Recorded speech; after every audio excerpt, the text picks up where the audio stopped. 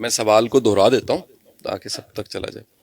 آپ کا سوال یہ ہے کہ آج کے زمانے میں فرسٹریشن زیادہ ہے تو اس کے لیے کیا کریں.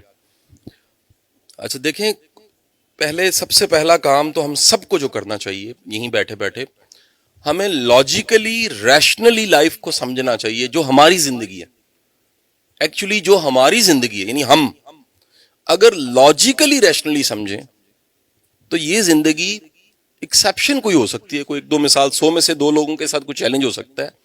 یہ زندگی اور ہم پچھلے کچھ سالوں میں امپروو ہوئے ہیں. میں انفرادی بات کر رہا ہوں ابھی، اس کا میں ثبوت دے دیتا ہوں آپ کو. ہم نے ابھی تک جتنے سروے کنڈکٹ کیے ہیں، فرض کیجئے 100 لوگوں سے ہم نے 10 بار یہ سروے کنڈکٹ کیا، تو 98% نے ہمیں جواب دیا ہے کہ ان 10 سالوں میں ہماری سواری چھوٹی سے بڑی ہوئی ہے. 98% نے جواب دیا ہے کہ ہمارے گھر کے سائز میں کوئی تبدیلی آئی ہے تھوڑی سی. 98% نے جواب دیا ہے کہ اولاد کم تھی اب زیادہ ہو گئی ہے، یعنی کچھ بڑا ہی ہے نا، یہ بھی دولت کی ایک شکل ہے. 98% نے کہا کہ جی میرا عہدہ تھا وہ پہلے سے بہتر ہو گیا. 98% نے کہا کہ جی میری انکم. ہاں اب رہ گیا کہ یہ سب کچھ اگر ہو گیا تو پھر پریشانی کیوں ہے؟ سر پریشانی آج کے دور میں 3 چیزوں سے آئی ہے. اس پہلی چیز کا نام ہے موازنہ، کمپیرزن. ہم نہ چاہتے دیکھتے ہیں دوسرے کے پاس کیا ہے. نیڈ کا مسئلہ اس ملک میں اللہ کی رحمت سے نہیں ہے، گریڈ کا مسئلہ ہے. اب وہ جو نیڈ ہے نا، بنیادی طور پہ دیکھیے تو وہ سب نے صبح کا ناشتہ کیا ہے. میں آپ کو حقیقتاً بتاؤں، مطلب میں نے بڑا ڈھونڈا ہے، مجھے پوری زندگی میں بہت کم ایسے لوگ ملے جو بھوکے ہیں اور بھوک سے مر رہے ہیں. بہت کم. عملاً میں کہہ رہا ہوں، دیکھیے خبر کوئی چیز نہیں ہے، میں عملاً کہہ رہا ہوں. ٹریول کرنے والا بندہ آپ کو کہہ رہا ہے. ہاں ایک بات میں نے دیکھی ہے، لوگوں کو کھا کھا کے مرتے بڑا دیکھا. یقین کیجیے، یعنی آزمائی بات ہے. ایک ہمارے دوست تھے تو ان کی اماں حضور جو تھی وہ انتقال فرما گئی. ان کو شوگر تھا، کہیں چیلنج تھا، وہ انتقال فرما گئی.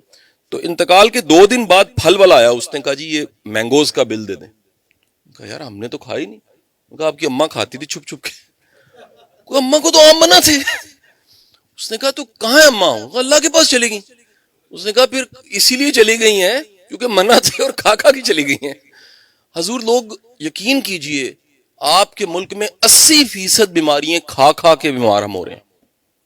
یار ہارٹ کی بیماری کا کوئی جراثیم ہوتا ہے؟ کوئی جراثیم نہیں ہے. ایک ہارٹ اٹیک کروانے کے لیے ڈاکٹر بتاتے ہیں 20 سال کی محنت دن رات کرنی پڑتی ہے. 20 سال ایکسرسائز نہیں کرنی، سگریٹ پینے ہیں، چیزی برگر کھانے ہیں، کھا کے ساتھ ہی سو جانا ہے، انچایا کھا لینا ہے، تھوڑی دیر بعد پھر منہ مار لینا ہے، کوئی اور کھا رہا ہے چکھا دے یار میں. کولڈ ڈرنک پینی ہے، ان ہیلدی لائف سٹائل اپناتے آخر کار 20 سال کی انتہا کی محنت کے بعد انا للہ ہارٹ اٹیک ہو گیا. کوئی بیماری شوگر بتائیے جراثیم ہے اس کا کوئی؟ 100% لائف سٹائل کی بیماری ہے، کھا کھا کے، غلط کھا کھا کے، بیٹھ کے.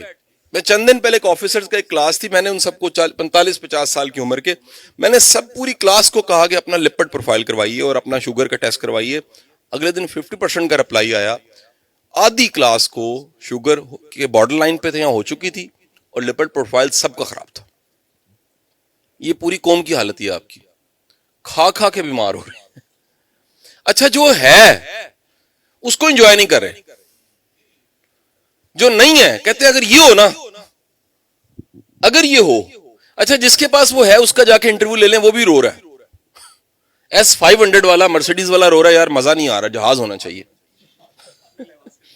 ہر کوئی اوپر دیکھ رہا ہے، حالانکہ مزہ دراصل جو ہے اس کو انجوائے کرنے میں ہے. میں ہمیشہ کہتا ہوں خوشی منزل نہیں ہے، خوشی رستہ ہے.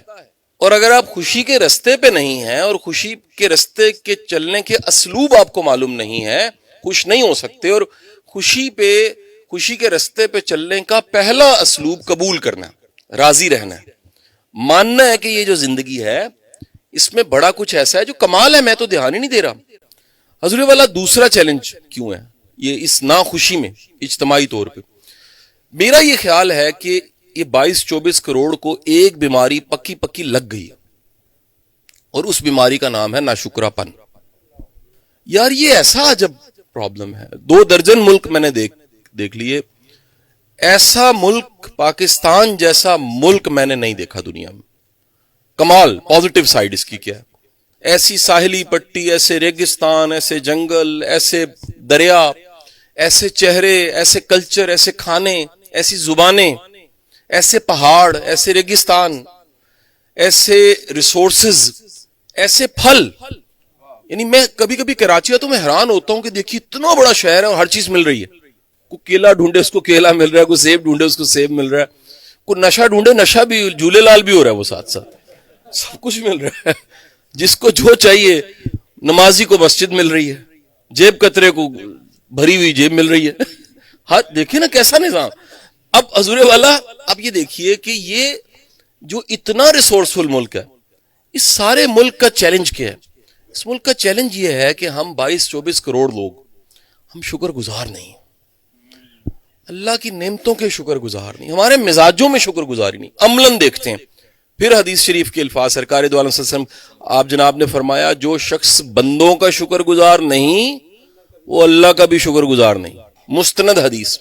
یار آپ عام لوگوں کے رویوں میں دیکھیں, شکریہ ہے, کامن پریکٹس ہے. کوئی رستہ پوچھے گا, کوئی پوچھے گا اسٹیڈیم کس طرف ہے, باہر آپ کھڑے ہو, آپ کہہ رہے آپ ادھر جانا, اتنی دیر میں چلا گیا. او بھائی کوئی شکریہ بھی چیز ہوتی ہے, کہتا کسی اور سے لے لینا. شکریہ کا رواج ہی نہیں ہے, شکریہ کا مزاج ہی نہیں ہے. آپ کسی کی طرف کوئی چیز بھیجیے, 90% شکریہ کو نہیں آتا.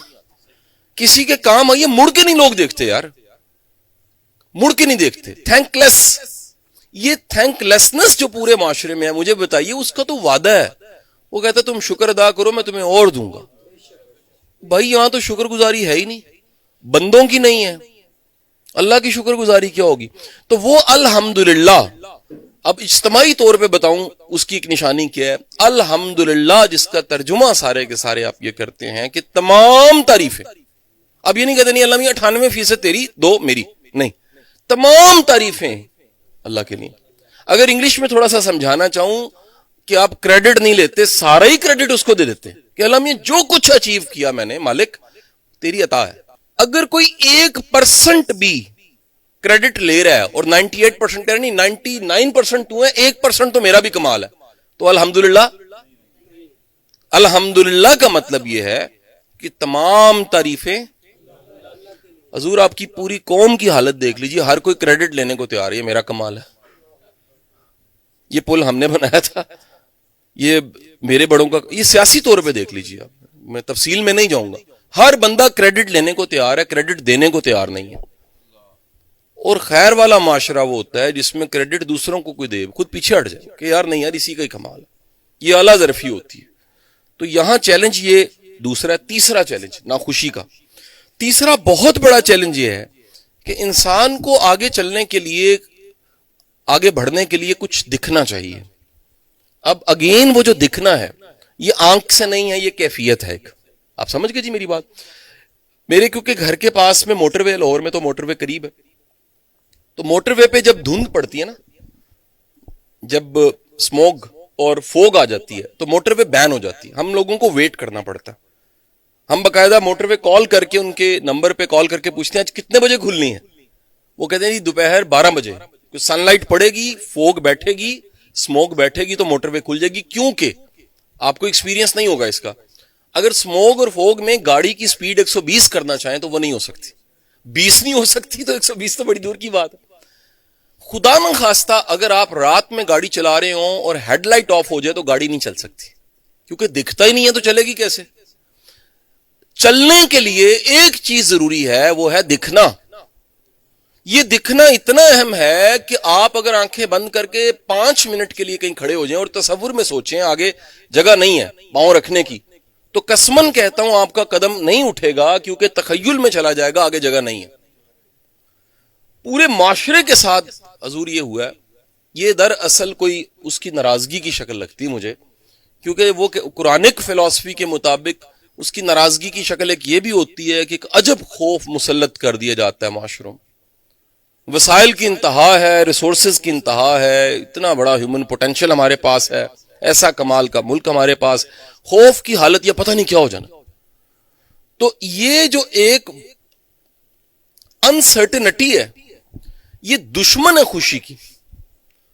یہ جو ان سین، ایک جو کچھ نہیں دکھ رہا اس کے بارے میں گمان کے پتہ نہیں کیا ہو جانا ہے، یہ خوشی کی دشمن ہے. تو حضور والا اس کا سادہ سا حل ایک ہے، وہ ہے توکل.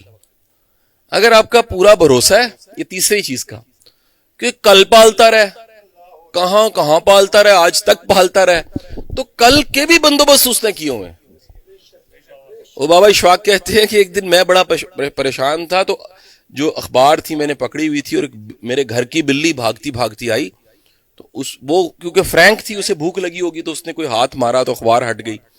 تو میں لیٹ گیا تو میرے سینے پہ لیٹ گئی، تو میں نے اس کو ایسے ہاتھ پھیرا تو وہ بڑے ریلیکس ہو کے نا میرے سینے سے لگ گئی. کہتے ساتھ ہی مجھے اتنی شرم آئی کہ اس بلی کا مجھ پہ یقین اتنا ہے سینے پہ لیٹ کے کہ مجھے نقصان نہیں دے گا، میرا تو یہ توکل ہی رب پہ نہیں ہے. ایک گھر کے پالتو جانور کا آپ پہ بھروسہ زیادہ ہے بھائی، اور ہمارا وہ بھروسہ اور یقین اس ذات پہ کیوں نہیں ہے؟ تو جس کا بھی بھروسہ اور یقین ہے اس کی انسرٹنٹی وہ کم ہے. جیسے انگزائٹی کم ہوتی ہے نا، اس کی انسرٹنٹی کم ہے، انگزائٹی کم ہے، اس کے اندر پھر جو ہے وہ خوشی، اطمینان جو ہے وہ زیادہ ہے. تو اللہ مہربانی کرتا ہے جن معاشروں پہ وہاں اطمینان نازل ہوتا ہے، خوشی نازل ہوتی ہے.